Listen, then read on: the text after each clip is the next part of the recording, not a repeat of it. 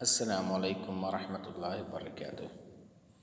Dear students, we are going to start today a new lesson, a new chapter, which name is relative pronouns. तो आइए देखते हैं कि relative pronouns क्या है, उसके माने क्या हैं और हम उसको अपने जुमले में कैसे इस्तेमाल करेंगे। तो आइए देखते हैं 148 number. Read the following pairs of the sentences. आने वाले जुमलों के जोड़ों को रीड करिए। आने वाले जुमलों के जोड़ों को पढ़िए और समझिए। ओके, तो फर्स्ट नंबर सेंटेंस जो है वो क्या है?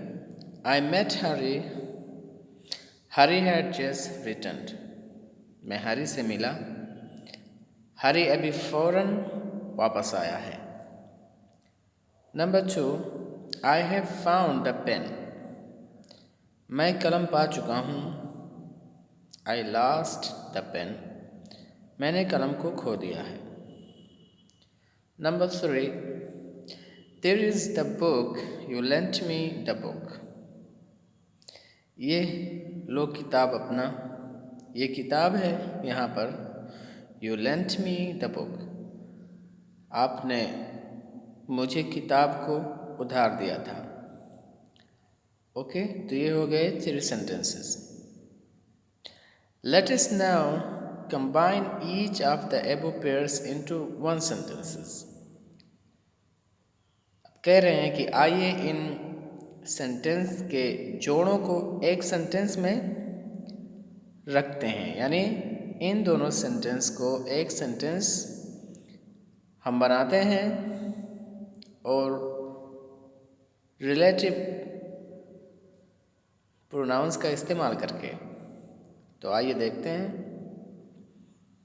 आई मेट हरी, मैं हरी से मिला। हु हैड जस्ट रिटर्न, जो अभी वापस आया है। तो यहाँ पे आप देखिए हु का इस्तेमाल किया गया। तो हु ये क्या है? ये रिलेटिव प्रोनाउन है, यानी इसका इस्तेमाल 2 सेंटेंस को जोड़ने के लिए किया जाता है। तो यहाँ पर हरी को ना लिख करके हमने हु लिख दिया। Number 2, I have found the pen. मैं पेन पा चुका हूँ। विच आई लॉस्ट, जिसे मैं खो दिया था। तो आप देखेंगे यहाँ पर भी आई को महज़ूफ़ करके विच का इस्तेमाल किया गया। ठीक है, तो यानी कलम ना लिख करके यहाँ पर विच का इस्तेमाल किया गया। Number 3, here is the book that you lent me. यहाँ आपकी किताब है जो आपने उधार दिया था मुझे। तो यहाँ पे देखेंगे आप हु का इस्तेमाल किया गया और विच का इस्तेमाल किया गया। इसी तरीके से दैट का इस्तेमाल किया गया। तो ये जो तीनों वर्ड्स इस्तेमाल किए गए, इनको हम क्या कहते हैं? रिलेटिव प्रोनाउन कहते हैं। और ये 2 सेंटेंसेस को, सेंटेंस के 2 जोड़े को जोड़ने के काम में आते हैं। तो आइए आगे चलते हैं और देखते हैं फिर क्या है। Now let us examine. अब आइए हम जांच करते हैं the work done by each of the words, उन कामों को जो हर एक वर्ड्स के ज़रिए से किया गया, यानी हु, विच और दैट के ज़रिए जो काम किया गया है। आइए अब हम उसको जांचते हैं। The word who is used, who लफ्ज़ का इस्तेमाल किया गया instead of the noun, noun के बजाय। हरी नाउन के बजाय हु को इस्तेमाल किया गया। It therefore does the work of a pronoun, इस वजह से इस हु ने एक प्रोनाउन का काम किया, एक ज़मीर का काम किया। तो हरी ना लिख करके हमने हरी के जगह पे हु का इस्तेमाल किया और ये हु एक प्रोनाउन की तरह से काम किया, एक ज़मीर की तरह से काम किया। तो हम इस ज़मीर को क्या कहते हैं? रिलेटिव प्रोनाउन कहते हैं। ओके, तो आगे चलते हैं अगले सफ़े पे। Yes. The word who joins और कनेक्ट्स टू स्टेटमेंट्स। हु का जो लफ्ज़ है ये जोड़ता है दो जुमलों को या दो स्टेटमेंट को, दो बातों को। It therefore does the work of a conjunction. इसलिए यह एक कंजंक्शन का काम करता है। The word who therefore does double work, the work of a pronoun and also the work of a conjunction. तो इस तरह से हु का जो वर्ड है, हु का जो लफ्ज़ है, ये दो काम करता है। एक काम ये प्रोनाउन का करता है और दूसरा काम कंजंक्शन का करता है। तो हु दो चीज़ हुआ, एक कंजंक्शन और दूसरा pronoun. We might therefore call it a conjunction pronoun. इसलिए हम इसको कंजंक्शन प्रोनाउन भी कह सकते हैं। ओके, तो हु ये कंजंक्शन प्रोनाउन भी है और रिलेटिव प्रोनाउन भी है। It is however called a relative pronoun because it refers or relates to some noun going before the noun Hari, which is called its antecedent। क्योंकि इसे एक रिलेटिव प्रोनाउन कहा जाता है क्योंकि यह एक नाउन की तरफ इशारा करता है जो उससे आगे जिक्र किया जा चुका होता है। Okay, which is called its antecedent, जो इसका मर्जा कहलाता है। तो फॉर एग्ज़ाम्पल हमने यहाँ पे देखा था, I met Harry who had just returned. मैं हैरी से मिला जो अभी वापस आया है। तो यहाँ पर आप देखेंगे हैरी की जगह पे हमने हु का इस्तेमाल किया गया, हु का इस्तेमाल किया, और ये हु जो है ये प्रोनाउन है, रिलेटिव प्रोनाउन, और ये हु इशारा करता है हैरी की तरफ। तो हैरी क्या हो गया, इसका मर्जा हो गया, यानी हु की जो ज़मीर लौट रही है वो हैरी की तरफ लौट रही है, यानी कि इसमें मौसूल की तरह से काम करता है। ओके या तो हैरी को हम क्या कहेंगे, एंटीसीडेंट कहेंगे। एंटीसीडेंट के माने होते हैं उर्दू में मर्जा। ओके, तो हु ज़मीर की जो एंटीसीडेंट है, जो मर्जा है, वो क्या है, हैरी की तरफ, यानी हु से पहले एक नाउन का जिक्र किया जाता है तो वो नाउन क्या कहलाता है, एंटीसीडेंट कहलाता है। ओके या ओके, अब चलिए हम जानते हैं कि forms of the relative pronouns, यानी रिलेटिव प्रोनाउन के जो फॉर्म्स हैं, जो सूरतें हैं, वो क्या क्या हो सकती हैं।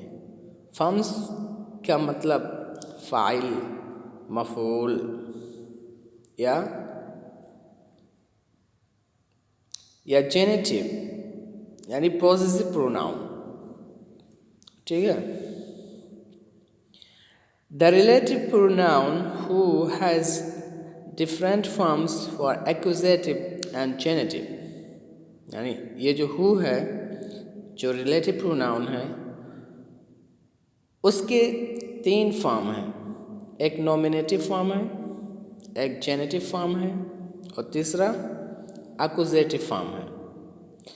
और ये वाहिद के लिए भी इस्तेमाल होते हैं और जमा के लिए भी इस्तेमाल होते हैं। तो नॉमिनेटिव केस है हु, यानी सब्जेक्टिव केस जो है इस रिलेटिव प्रोनाउन हु का, वो क्या है, हु ही है। ठीक है, और ये जो हु है ये हम वाहिद के लिए भी इस्तेमाल करेंगे और जमा के लिए भी इस्तेमाल करेंगे।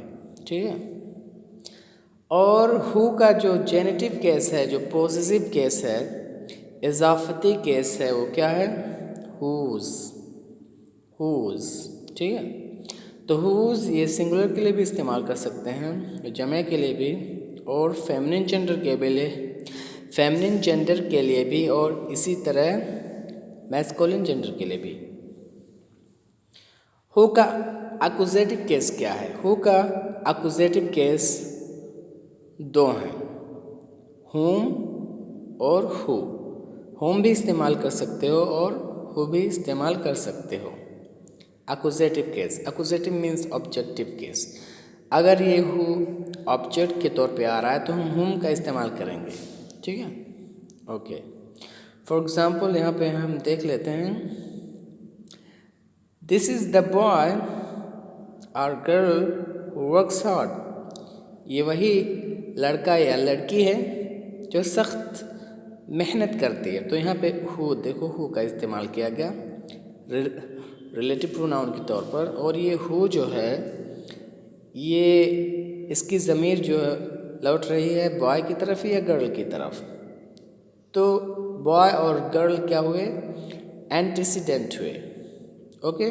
और ये हु जो इस्तेमाल हुआ है नॉमिनेटिव केस में हुआ है, यानी सब्जेक्टिव केस में हुआ है।